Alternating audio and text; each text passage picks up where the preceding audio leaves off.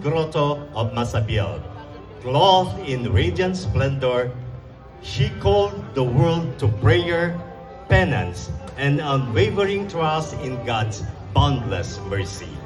Through her maternal intercession, wondrous miracle of healing and profound conversion have graced the faithful, transforming Lourdes into a sanctuary of divine grace, a fountain of hope for the afflicted, and a beacon of faith that illuminates the path of Christ.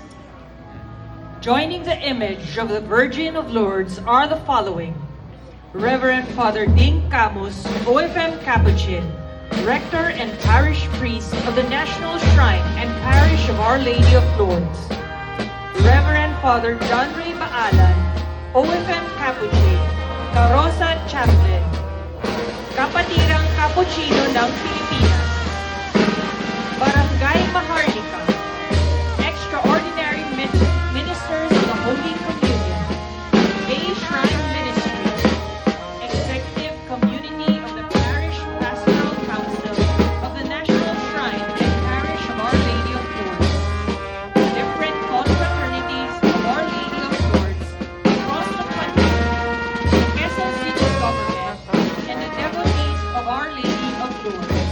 Viva la Virgen de Lourdes! Viva! Viva la Virgen de Lourdes! Viva! Viva la Virgen de Lourdes! Viva!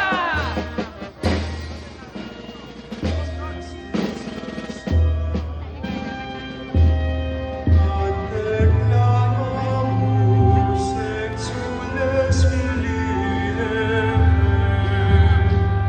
et te suspiramus, gementes et lentes, in ab lacrimarum vale. Ea ergo advocata nostra, Illos tuos, misericordes oculos, ad nos converte. Et Jesum Maraming salamat po sa mga sumusunod. La Loma Police Station 1, Station Commander, Police Lieutenant Colonel Jose Luis Aguirre. La Loma Fire Station, Barangay NS Amoranto, Kapitan Arturo de Guzman and Council. Barangay Lourdes, Kapitana Trina Crisostomo Sioson and Council. Barangay Maharlika, Captain Isaac Tan Jr. and Council. Barangay Salvacion, Kapitana Sara Bernardino and Council. Barangay San Isidro Labrador, Kapitan Joselito Sahagud and Council.